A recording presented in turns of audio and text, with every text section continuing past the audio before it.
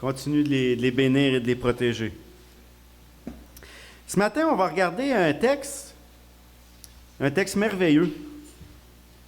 Pour l'introduire, j'aimerais ça vous expliquer un petit peu comment est-ce qu'on voit les choses dans la vie quotidienne de tous les jours. Je ne sais pas si vous vous rappelez le premier jour où vous avez entendu parler de Jésus. Je pense que c'est quelque chose qu'on n'oublie pas vraiment, hein? Parce que c'est un moment où notre vie a commencé à changer. Nos pensées, nos questions. Mais pour moi, je me rappelle très bien. Puis, je me rappelle surtout que j'étais indifférent au monde dans lequel je vivais. Je ne comprenais rien de tout ça. J'aimais la vie, d'une certaine façon. Je cherchais à être heureux. Puis, je ne me rendais pas compte qu'il y avait un Dieu tout près de moi, autour de moi, qui attendait le bon moment pour commencer à m'expliquer c'était quoi le sens de la vie. Ce matin, si vous êtes ici, là, j'aimerais qu'on soit conscient d'une chose. C'est pas un hasard que vous êtes assis dans les bancs, ici en 2024, dans les temps vraiment, vraiment éprouvants qu'on traverse. J'aimerais aller jusqu'à vous dire là, que c'est une grâce de Dieu que vous soyez assis ici.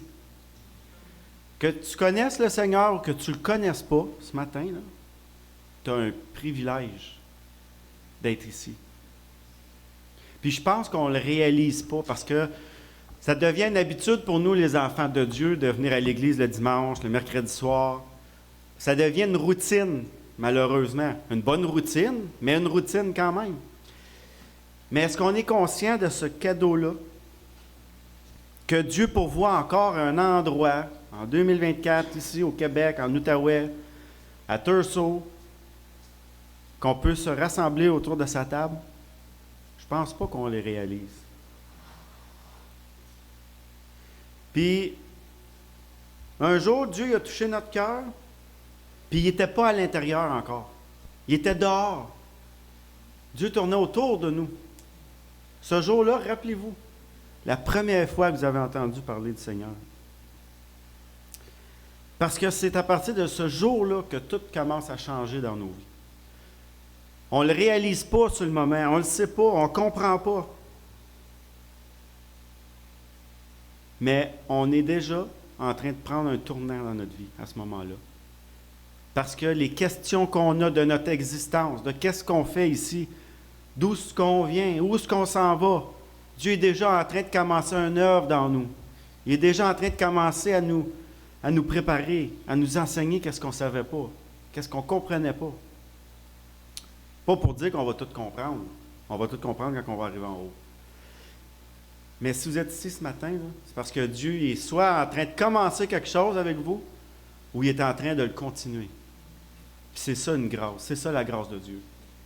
Parce que ce que Dieu commence en nous, il va l'emmener à terme, sans l'ombre d'un doute. Le texte qu'on va regarder ce matin, il est court, mais c'est comme une petite orange là, remplie de jus. Tu sais, tu essaies de l'éplucher, mais puis là, tu essaies d'enlever un petit morceau, ça coule partout, là. Pourtant, l'orange, la petite clémentine, est tout petite, mais chargée, hein? Bien, le passage qu'on va regarder ce matin, qui est dans, si vous voulez tourner, dans 1 Pierre, il est très chargé. Très, très chargé.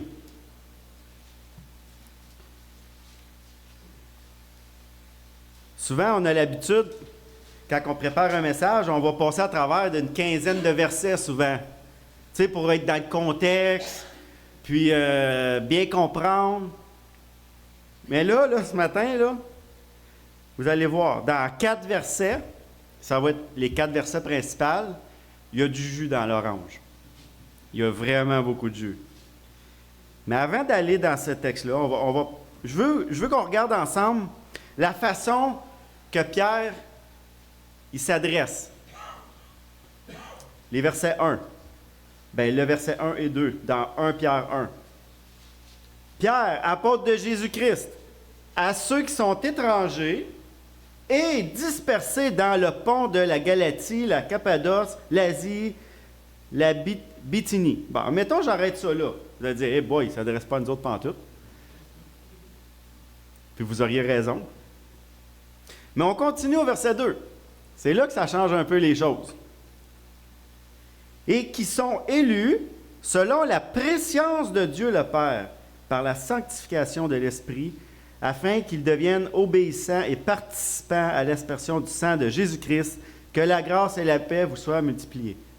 Donc maintenant, même si on sait que Pierre ne s'adresse pas à nous concrètement dans le texte, il s'adresse aux élus dans ces régions-là. Mais ici, à Tursault, en 2024, ceux qui sont réunis pour le Seigneur, puis ce matin, on va regarder la lettre de la lettre de Pierre. Il s'adresse à ses enfants, encore une fois.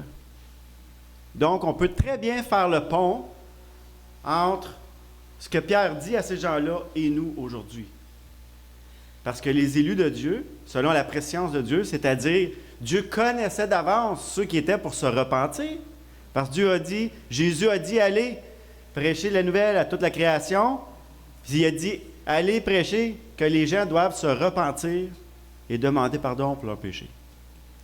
Donc, on est conscient d'une chose, c'est qu'encore aujourd'hui, en 2024, quand un évangéliste, Paul, Pierre, Luc, Matthieu, Jean, Marc, nommez-les, quand il s'adresse aux élus, quand il s'adresse aux enfants de Dieu, c'est très facile de faire le pont avec nous aujourd'hui. Mais il faut être conscient que textuellement, il ne s'adresse pas précisément à nous, ça c'est vrai. Mais quand il s'adresse aux enfants de Dieu, on peut facilement regarder qu'est-ce qui est dit pour ensuite le mettre en pratique dans nos vies. C'est ça le but de l'Évangile, encore aujourd'hui, nous transformer, nous faire grandir. Donc, le texte que je veux regarder avec vous ce matin, il est dans 1 Pierre 3, 8 et 12.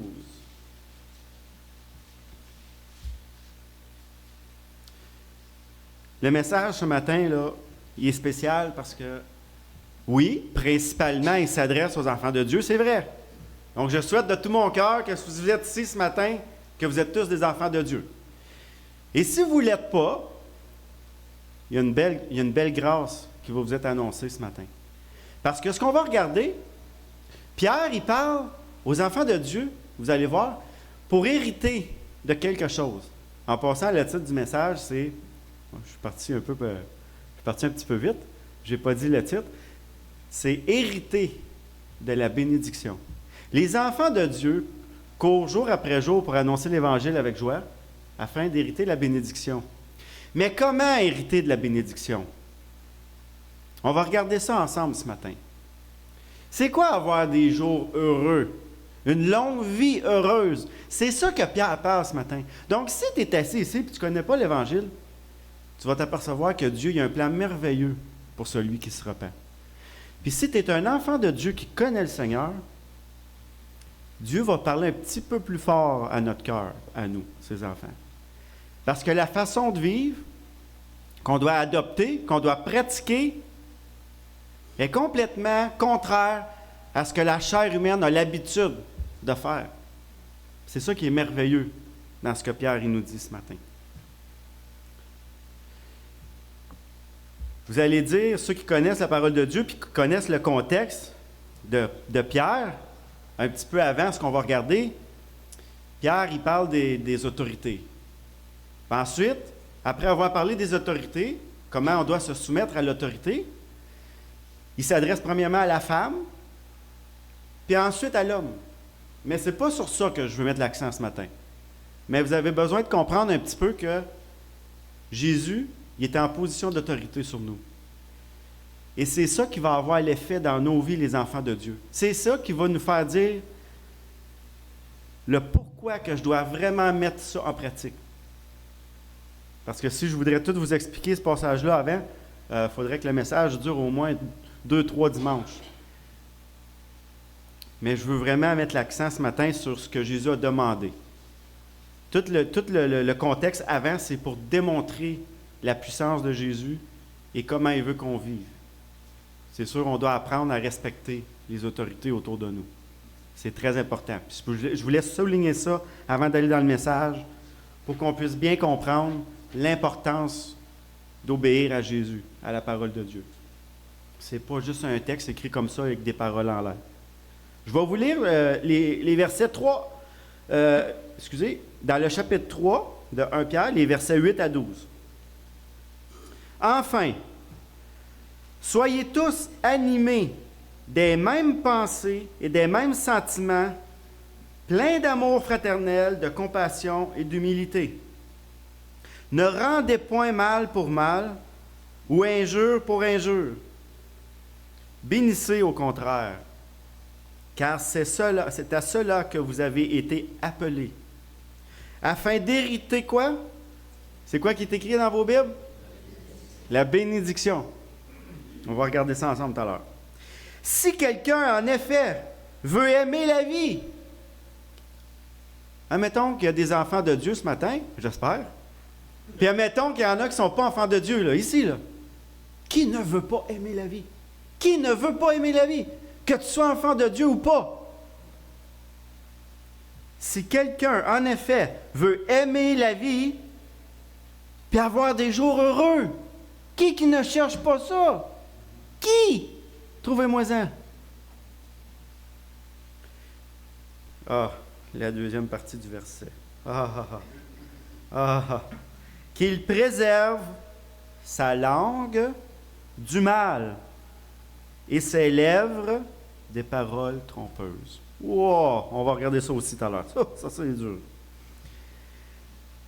Le verset 11. Qu'il s'éloigne du mal et fasse le mal. Ah oui? Vous êtes sûr que c'est écrit ça dans vos Bibles? OK, c'est bon. Et qu'il recherche. C'est quoi qu'on doit chercher jour après jour?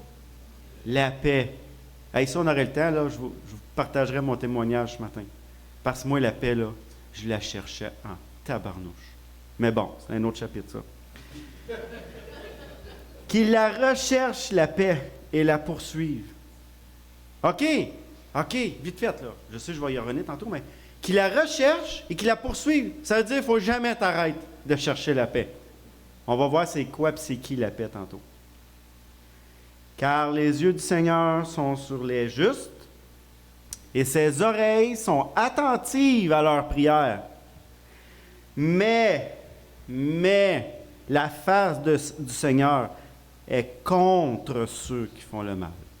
Bon, on a assez de jus ce matin, là. Il y a assez de quartiers dans l'orange à expliquer. Moi, je vois dans ce texte-là 2 ordonnances pour avoir une vie bénie, longue et heureuse. Je vois 2 ordonnances. On va regarder ces 2 ordonnances-là ce matin. Ensuite, je vois 2 conséquences à ça. Une positive, puis une négative. Donc, on va regarder 4 éléments ce matin. Je le répète. Parce que je sais qu'il y en a des fois qui prennent des notes, puis ils me disent « Regarde, tu vas trop vite, je n'ai pas le temps d'écrire. » 2 ordonnances. La première, une ordonnance pour être béni. La deuxième, une ordonnance pour aimer la vie et avoir des jours longs et heureux. On va regarder ça ensemble. La première conséquence positive, c'est que l'oreille de Dieu est attentive aux prières.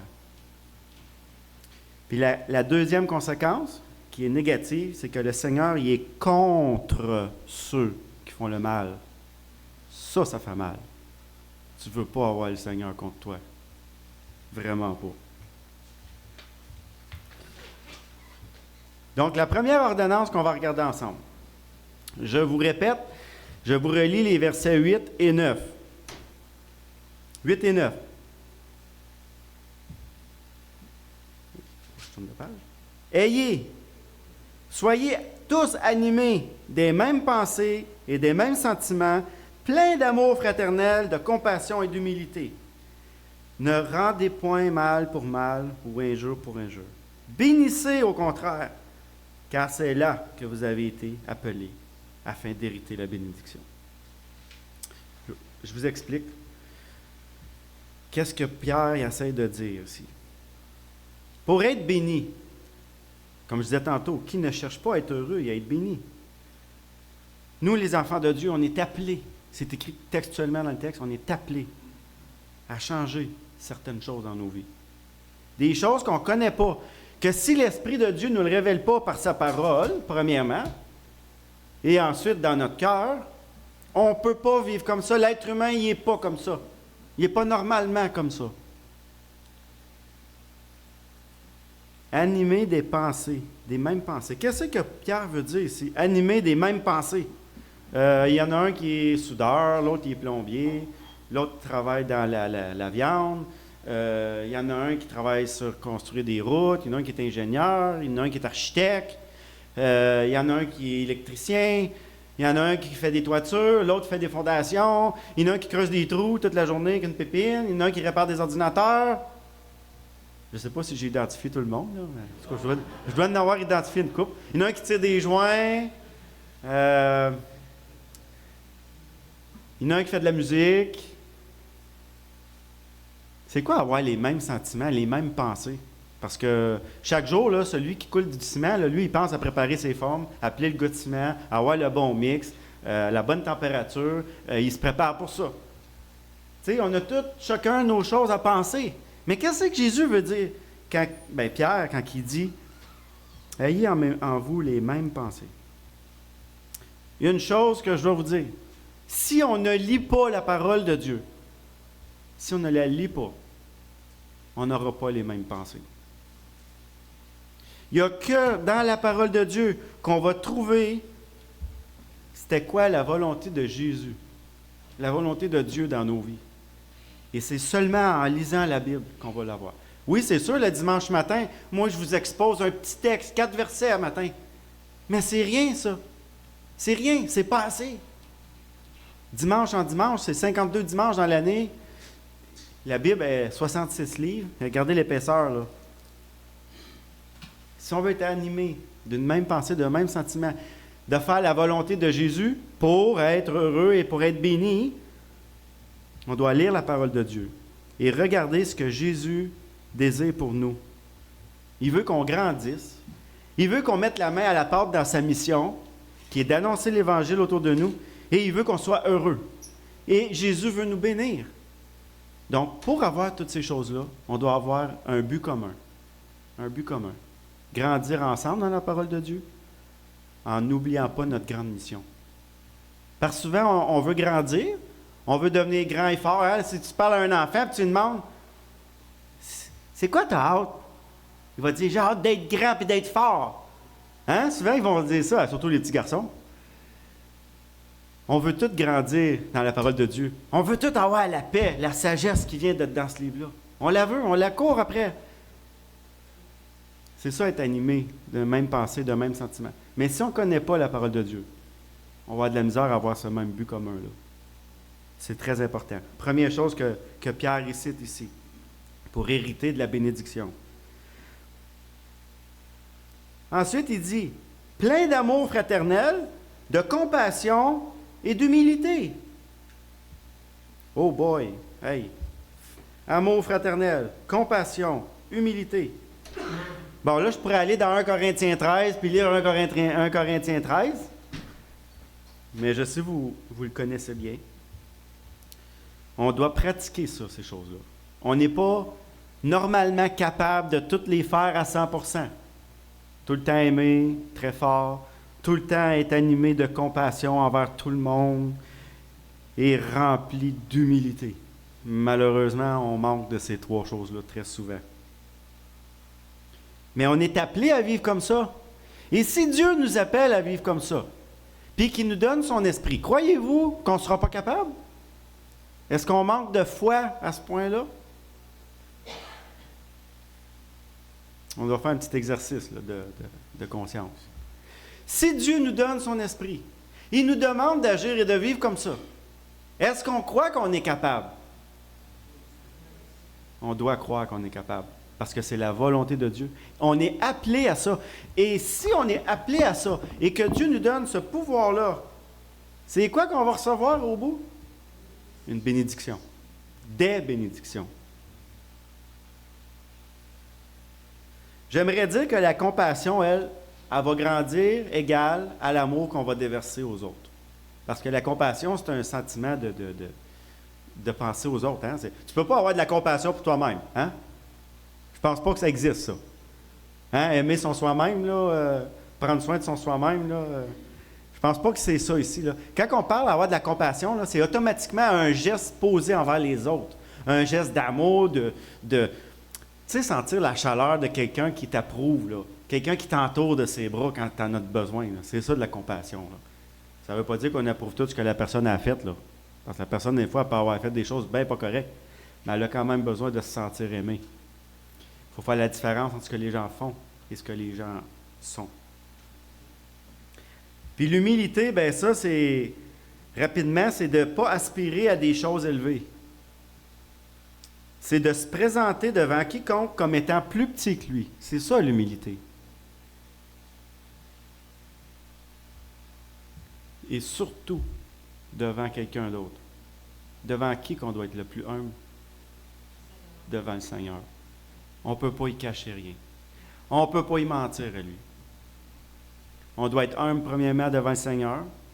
Toujours faire face à lui avec une grande demande d'humilité quand on lui adresse la parole. Mais aussi envers les autres. Si quelqu'un arrive devant vous puis il se montre plus grand que vous, mais dites merci Seigneur. Parce que le Seigneur est en train de vous montrer le degré d'humilité de la personne. Priez pour cette personne-là. Parce que ceux qui s'élèvent, Dieu dit qu'il va les abaisser. Donc, quand on dit, pour hériter de la bénédiction, il faut avoir de l'amour fraternel, de la compassion et de l'humilité, il faut insérer ces nouveaux commandements-là dans notre cœur, ces nouvelles demandes-là du Seigneur. Sinon, la bénédiction, on va courir longtemps après. Ensuite, la deuxième ordonnance, c'était pour avoir des jours longs et heureux et d'aimer la vie. Souvent, on entend les discours des gens autour de nous, des fois même chez les chrétiens, mais plus souvent dans les gens du monde, comment qu'ils disent qu'ils n'aiment plus la vie, comment que la vie est rendue. Moi, j'écoute des personnes qui ont vécu les années 70-80, là, puis quand j'écoute les témoignages de la bouche de ces gens-là, moi, je n'ai pas vécu dans ces années-là, je n'étais pas encore là. Ils disent tout, hey, on était bien dans ce temps-là. On n'était pas obligé de s'attacher d'un char. Il y avait un stop de temps en temps, mais là, il y a des stops partout. Il n'y avait pas ça, des lumières à tous les coins de rue. Attendre la jaune, la rouge, attendre la verte. Des panneaux partout. On est tout le temps en train de commettre des péchés dans notre société. Savez-vous pourquoi? Il est rendu qu'il y a trop de lois. C'est pour ça qu'on est de plus en plus pécheurs. Il y a de plus en plus de lois. Puis quand tu écoutes les gens qui ont vécu dans ces années-là, ils disent hey, « nous autres, on a connu les belles années. On se promenait en skidoo partout, on passait par-dessus les clôtures de champs. Pas de casse. Puis le gaz ne coûtait rien. Il pouvait mettre du gaz tant qu'il voulait. Moi, mon père, il me l'a dit. Moi, quand j'étais petit, là, je rentrais dans le garage là, chez mon père, là, des 5 gallons de gaz, il y en avait. Ça ne coûtait rien, le gaz. Et aujourd'hui, quand tu en as 2, tu es riche. Quand tu as 5 gallons de gaz dans ton garage en avance, là, t'es gros dur. Tu as 80$ qui dort là dans le coin. C'est fou, hein? Fait que je te dis que les tours de 4 roues dans la cour, là, il n'y en a pas trop, hein?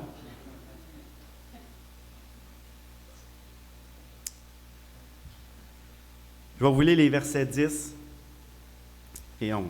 Si quelqu'un, en effet, veut aimer la vie et voir des jours heureux, qu'il préserve sa langue du mal, et ses paroles et ses lèvres des paroles trompeuses, qu'il s'éloigne du mal et qu'il fasse le bien, qu'il recherche la paix et la poursuive. En tout cas, si tu n'as pas envie d'être heureux et de vivre heureux, c'est parce que tu n'as peut-être pas cherché à la bonne place. Ou tu ne l'as pas trouvé encore, le bonheur. Parce que même dans les jours difficiles qu'on vit, même si c'est plein de lois, puis que c'est de plus en plus restreint, on ne peut plus rien faire, là, on ne s'en cachera pas. Là. On ne peut plus rien faire. Moi, je partais avec mon bicycle à pédale, là, je partais de Masson aussi, puis je montais à Buckingham, pas de casse, puis je l'ai même déjà fait nu-pied. Verriez-vous un enfant de 10 ans partir de Masson, monter à Buckingham, la grosse côte, pas de casque, nu-pied? Hey, la police va arriver chez ces parents-là, puis ils vont dire, quelle sorte de parents vous êtes, vous autres? Je me promenais en 4 roues à 14 ans, partout dans Masson. Ça fait pas si longtemps que ça, là. Je suis pas bien vieux. Hein? J'ai 36, fait que 36 à 14, là, calculez combien ça fait, c'est pas long, ça fait pas longtemps, là. Je me promenais partout en 4 roues, là. Il y a certaines polices qui faisaient ça quand je passais. Il y en a d'autres qui faisaient ça. Non, ça commençait en dernier, hein. Qui ne veut pas vivre et être heureux? C'est parce qu'on n'a pas cherché à la bonne place. Comment que c'est possible d'être heureux et de vivre longtemps? C'est écrit dans le texte que je viens de mentionner, là, mais je le sais, on ne le voit pas. Là. On le lit vite, on ne le voit pas. Quand Jésus dit, bon, j'aime ça dire Jésus, même si c'est Pierre qui parle, parce que les gens qui rapportent les paroles dans la parole de Dieu sont inspirés de Dieu, hein, vous savez. Qu'il dit, quand il dit qu'il préserve sa langue du mal, croyons-nous que Dieu dit la vérité quand il dit ça? Hey, je veux avoir une longue vie, je veux aimer la vie et être heureux. Il faut que je préserve ma langue du mal. Arrêtez-vous, là, pensez à ça. Là. Je veux être heureux. C'est pas de l'argent. C'est pas des bons amis. C'est pas qu'est-ce que je fais de bien dans la société pour me remonter.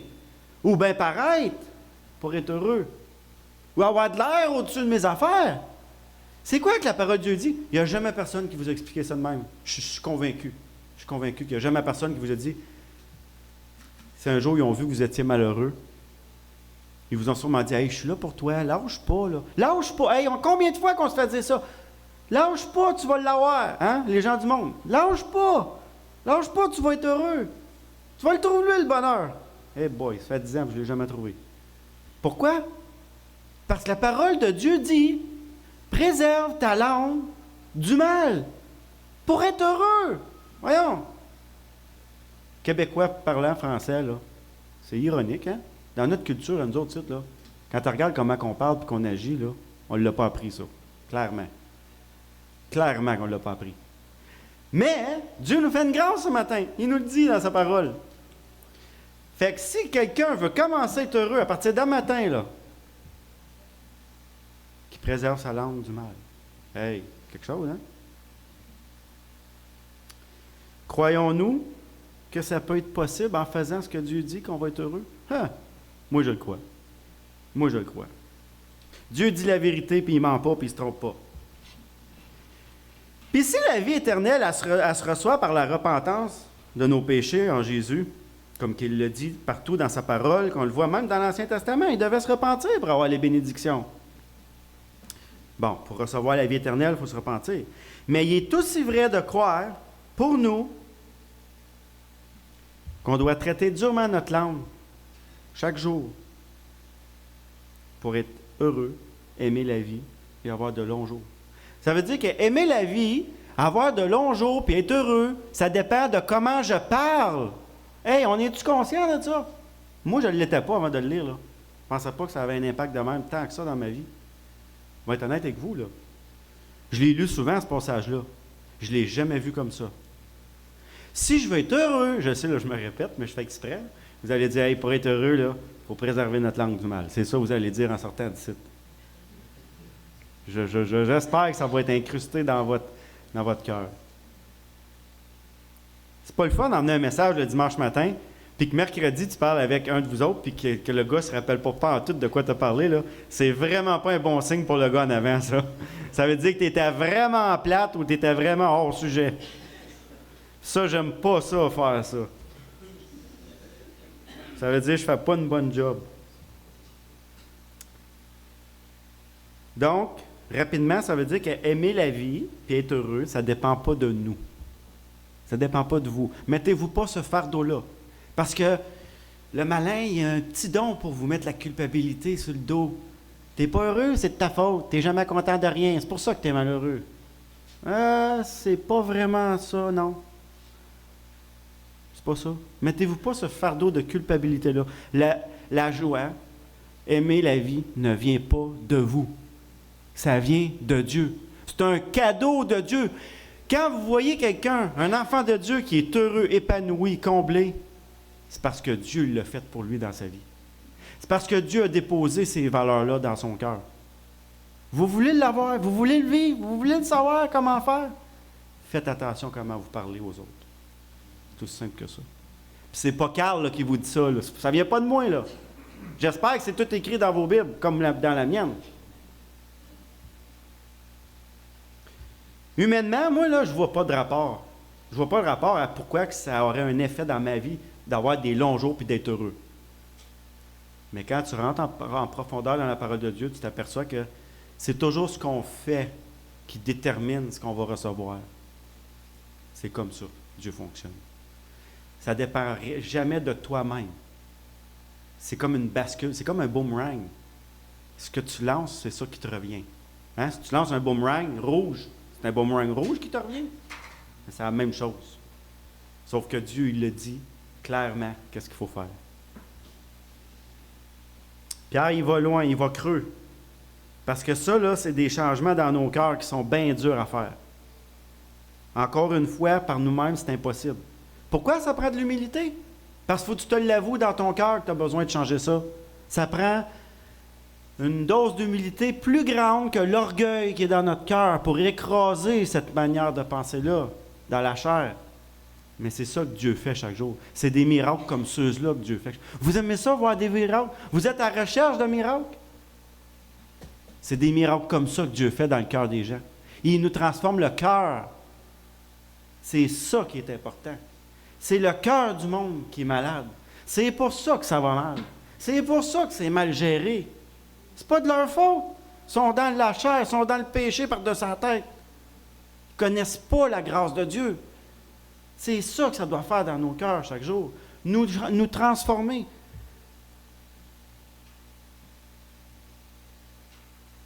Si, admettons, je vous demande maintenant, après vous avoir dit ça rapidement de même, là, je vous pose des questions. En bon québécois français, qui vient de maçon. Hein? Parle de même, c'est. Comment je dois vivre? Qu'est-ce que je dois faire pour être heureux? Ça, là, c'est la question que vous allez repartir avec dimanche. Comment je dois faire pour être heureux, avoir des longs jours, puis aimer la vie? Parce qu'il y en a beaucoup qui ne l'aiment pas, la vie, là. Comme je vous disais, il y a trop de lois, là. C'est trop rendu compliqué, là. Je ne l'aime plus, là. Il y en a du monde qui parle avec, ils ne l'aiment plus, la vie, là. Ils n'ont plus de liberté. Les gouvernements nous tiennent tête de même. On n'a plus le droit de rien dire, de rien faire. Ah, c'est de même que tu vois la vie. C'est ça que tu regardes. Tu dis pourquoi? C'est parce que tu ne connais pas cette partie-là de l'Évangile. Parce que cette partie-là de l'Évangile, elle va te donner les yeux capables de voir la beauté de la vie malgré ces choses-là. Tu vas voir au-delà de ça. Tu vas voir le plan de Dieu au-delà de ça. Tu vas voir qu'est-ce que Dieu fait dans ton cœur chaque jour. Tu vas être capable avec humilité de dire « Dieu a changé mon cœur. » Parce que je ne vois plus les affaires de la même manière. Tu vas être capable, quand le monde négatif va arriver à côté de toi, de dire « Ah, ça va mal! » Tu vas dire « Oui, c'est vrai, ça va mal. » Mais la grâce de Dieu est par-dessus tout ça. Ce que tu vas dire. Bon, maintenant, je reviens à ma question. Si quelqu'un te dit « Hey, toi, t'es chrétien, là, c'est quoi qu'il faut faire pour être heureux? » Tu vas dire rapidement, dans vos mots, « Bien, il faut que je fasse attention comment je parle aux autres. Il ne faut pas que je mette les deux pieds dans le mal. Ça, il faut que je me tienne loin de ça. Il faut que je fasse du bien aux autres. Je dois chercher la paix, puis jamais arrêter de la suivre. » Puis là, ben, après ça, je pourrais vous dire, ben, c'est où est-ce qu'elle est la paix? Où est-ce qu'on trouve la paix? En Jésus-Christ. Donc, si on dit que Jésus-Christ, c'est la source de la paix, on peut dire que Jésus est la paix. Hein, il dit, je suis la paix, je suis la vie, je suis tout. Après ça, il dit, après l'avoir trouvé, qu'est-ce qu'il faut faire? Il faut la suivre. Il faut la suivre. On ne doit jamais, jamais, jamais, jamais, jamais, jamais, je ne sais pas combien de fois je l'ai dit, là, mais jamais arrêter de suivre Jésus. Parce que la paix vient de lui, la joie vient de lui, la bénédiction vient de lui. Mais pour ça, ces enfants doivent agir d'une certaine manière. Si on n'agit pas comme il dit, il y a deux conséquences. Bien, il y a une conséquence, c'est-à-dire, Si on agit comme il dit, il y a une conséquence. Puis là, on s'en va dans les conséquences. Arrête de parler, Carl, puis accouche. Les conséquences. Hey, moi, juste pour vous dire, là, juste pour rire un peu, là, j'étais pourri en français à l'école, OK? Hey, puis je travaillais fort. Puis là, quand je regardais mes notes, c'était découragé. Mais quand ça arrivait le temps de l'oral, là, hey, je vous dis, j'étais bon. Là, quand mon prof dit « OK, Carl, c'est à ton tour », là, j'arrivais en avant, là, tout bien préparé, là. Plein de fautes dans mon texte, là. Puis si tu lisais mes phrases, ça se tape pas, là. Mais moi, je savais que ça, j'étais pour dire, là. Puis là, à un moment donné, mon prof de français en secondaire 5, il me dit « Là, Carl, tu as 95 puis si tu continues, là, tu commences à baisser, là. » Il dit « J'ai 24 élèves à passer. » OK, j'ai fini! J'étais bon rien à l'école, mais j'étais juste bon pour parler. Après ça, les conséquences. On va regarder la conséquence positive. L'oreille de Dieu est attentive aux prières. Ah ouais, on a vu ça tout à l'heure quand j'ai lu ça, je ne m'en rappelle pas. On va retourner voir, mémoire courte. Verset 12. Car les yeux du Seigneur sont sur les justes et ses oreilles attentives à leurs prières. Explication. Pierre, il sait, lorsqu'il écrit tout ça, qu'est-ce que je viens de vous dire, là, que c'était pas facile à accomplir, qu'on aurait des difficultés à surmonter ça. Dans notre façon de vivre pour être heureux, pour avoir des longs jours, pour aimer la vie, pour hériter des bénédictions. Pierre, il le savait. Mais il vient humblement nous donner un accès privilégié pour accomplir la manière de vivre. Il nous dit, Dieu écoute la prière des justes. Écoutez, vous pouvez vous arrêter, n'importe où, à n'importe quel moment, de la journée, l'endroit que vous êtes, en auto, vous pouvez prier le Seigneur. Quand vous voyez votre joie baisser, vous pouvez lui faire une humble prière pour rétablir ça. Mais ça vient avec la foi. C'est là que la foi rentre en jeu. Si tu pries, puis tu n'y crois pas en partant, oublie ça, c'est mort dans l'œuf. Si tu pries là, le Seigneur, puis tu ne crois pas ce que tu lui demandes, tu es mort dans l'œuf. Ou ben donc ta demande, on va dire ça de même, c'est moins radical. Ben, il vient humblement nous donner une façon simple et humble. Dieu n'est pas compliqué, hein? Dieu, tu n'as pas besoin d'avoir un diplôme, un doctorat en français pour faire une prière, là, pour pas qu'il y ait de faute dedans, pour qu'il comprenne. Là. Il connaît ton cœur. Mais Pierre est en train de nous dire, Dieu il écoute les prières des justes. C'est qui les justes? C'est les enfants de Dieu. J'aimerais juste citer le verset 10, quand il dit « Si quelqu'un, en effet, veut aimer la vie et avoir des jours heureux, qu'il préserve sa langue du mal et s'élève des paroles trompeuses. » Ici, il vient définir la conséquence. La prochaine conséquence qu'on va voir. Il y a juste les enfants de Dieu qui peuvent mettre ça en pratique. Parce que si tu n'as pas l'Esprit de Dieu dans toi, tu ne seras jamais capable.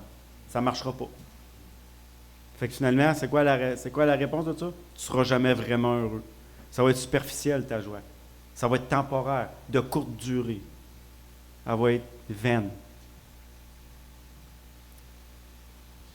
Mais si tu es son enfant, sincèrement, il va permettre que tu puisses comprendre ces choses-là et les mettre en pratique. Parce que Dieu écoute ses enfants. Gloire à Dieu. C'est un grand privilège. Maintenant, la conséquence. La conséquence. On la voit encore au verset 12, mais la partie B du verset 12. Le Seigneur est contre ceux qui font le mal. Ouf! La face du Seigneur est contre ceux qui font le mal. J'expliquerai ça simplement en disant, j'ai lu bien des commentaires sur ce passage-là. Je voulais voir un peu qu'est-ce que les autres disaient. Parce qu'il y en a qui, en tout cas, je vais m'en tenir à ça. Celui qui ne connaît pas cette équation-là que Dieu demande pour hériter chaque jour de la bénédiction, tout ça. Vivre heureux, long jour, en paix, avec le Seigneur pour toujours. Celui qui ne sait pas ces choses-là, ça veut dire qu'il ne connaît pas Dieu. Puis ça veut dire que Dieu est contre lui. Est-ce que c'est possible de dire que Dieu est contre ses enfants? Moi, je n'y crois pas. Moi, je ne crois pas ça. Parce qu'il y a des commentaires qui disaient que Dieu pourrait être contre ses enfants. Non, c'est une ironie, ça ne marche pas, ça. Ça, j'accroche pas à ça, pas en tout. Parce qu'ici, il dit qu'il écoute la prière des justes. On ne peut pas être juste et être méchant. Tu peux faire des actions méchantes. Mais toi, tu es sanctifié, tu es sauvé. Dieu a changé ton cœur. Donc, automatiquement, quand il dit que la face du Seigneur est contre ceux qui font le mal, il ne parle pas ici de ses enfants. Pour moi, c'est clair. Il parle des perdus, ceux qui ne sont pas encore sauvés. Il vient mettre la lumière ici sur la bénédiction du peuple de Dieu et la malédiction de ceux qui ne connaissent pas le Seigneur. On sait très bien que Dieu porte aucune attention aux prières des perdus. La connexion est coupée. Si je vais mettre le breaker à off, là, toutes les lumières ferment ici. Il n'y en a plus de lumière. La connexion est brisée. Si je veux de la lumière, il faut que je remette le breaker à on. Si tu n'es pas connecté avec Dieu, tes prières ne montent pas plus haut que le plafond. Comment faire pour que les prières ils traversent le plafond? Ça te prend Jésus comme médiateur. C'est lui qui fait le pont entre toi et Dieu. Puis Dieu, il n'est pas contre ses enfants. Au contraire. Moi, si mes enfants, ils n'agissent pas comme il faut, là, je ne suis pas contre eux autres. Je suis leur papa, je vais les corriger. Je vais les corriger. C'est comme ça qu'il faut voir la chose. Quand Dieu dit qu'il est attentif à la prière des justes, les justes, c'est des sauvés. Quand il dit qu'il est contre ceux qui font le mal, tu ne pêches plus quand tu es enfant de Dieu. Vous allez dire, oui, on pêche encore. Non, non, non. L'esprit que Dieu a placé dans ton cœur, lui, il ne pêche pas. C'est la chair qui pêche. Il faut faire la différence entre l'esprit et la chair. Si vous lisez un jour ce verset-là, puis vous allez lire les commentaires, faites attention. C'est important, là. Il parle à deux personnes différentes ici. Même si au début du texte, il s'adresse à les gens qu'on a vus, les élus, il ne faut pas prendre pour acquis que tout ce qui suit en arrière s'adresse tout le temps en particulier aux élus. Il peut sortir de son contexte, Pierre. Même s'il s'adressait aux élus en partant, ça se peut qu'en s'en allant, il parle à d'autres mondes aussi, là. Il faut faire attention à ça. Parce que si on met tout ce qu'on lit, puis on l'adresse comme ça, on peut faire des graves erreurs. Puis j'ai un petit exemple qui va avec ça, c'est la parabole des 10 vierges. La parabole des 10 vierges, là, il y en a 5 pas corrects dans la gang. Pourtant, ils ont de l'air pareil comme les autres. On sait très bien. Vous connaissez le texte quand Dieu il a dit aux 5, « Je vous connais même pas. » Pourtant, ils ont prié toute leur vie, eux autres. Ils ont prié toute leur vie. Pourquoi que Dieu dit « Je vous connais pas? » C'est parce que leurs prières, ils n'ont jamais monté plus haut que ça. Parce qu'ils n'ont jamais été connectés avec Jésus. C'était pas des vrais. Faites attention à ces choses-là. C'est des détails importants dans la parole de Dieu. Vous devez être vrai, vous devez être sincère devant Dieu. Sinon, vous n'êtes rien.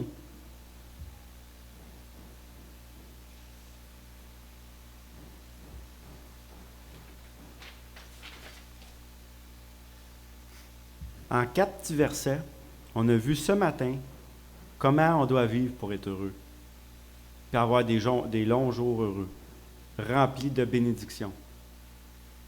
Pourtant, Pierre, il n'a pas énuméré bien des œuvres à faire. Hein? Il n'a pas dit qu'il fallait faire ci, ça, ci, ça, ci, ça, ci, ça, ça. Il a dit qu'il fallait préserver notre langue du mal. Physiquement, c'est pas bien dur. Pelleter un tas de terre, ça, c'est dur.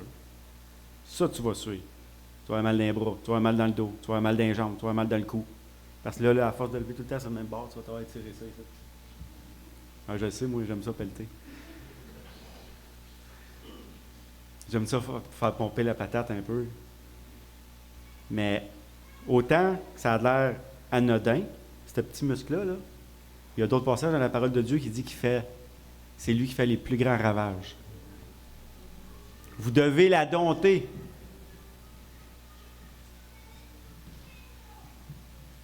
Hey, mon message était trop long. Il faut que je finisse. OK, je vais finir avec ma question. Je vais laisser faire le restant, là. Si je vous dis, c'est quoi vous avez appris dimanche? Si je vous demande, c'est quoi qu'il faut faire pour être heureux en français québécois? Est-ce que c'est compliqué? Oui, hein? Pas facile. Pas facile. Mais est-ce que c'est possible de le faire? Oui. Avec de l'humilité, avouer devant le Seigneur qu'on a besoin qu'il nous aide. C'est lui qui va venir faire une petite opération aussi, là. C'est lui qui va venir la dompter, c'est pas nous autres. Pas nous autres. Mais il faut y croire. Ça commence là. Il faut y croire. Fallait croire pour être sauvé. Fallait y croire qu'il y avait un Dieu dans le ciel pour recevoir le pardon des péchés, même s'il ne nous a pas apparu pour nous dire « Carl, tu as fait la bonne prière, tu l'as adressé à la bonne personne, tu as bien fait ça, là, tu es sauvé. » Il n'a pas fait ça, Dieu, là. Il n'est pas venu me le dire, là. C'est par la foi. Donc, je rends grâce à Dieu que par la foi, on peut tout. En celui qui nous fortifie, comme dirait Paul. Pas par nous autres mêmes. Okay? Allez pas dire que le pasteur il a dit que c'était en nous autres. Là. J'inviterai Jean-Pierre et l'équipe de louanges pour terminer.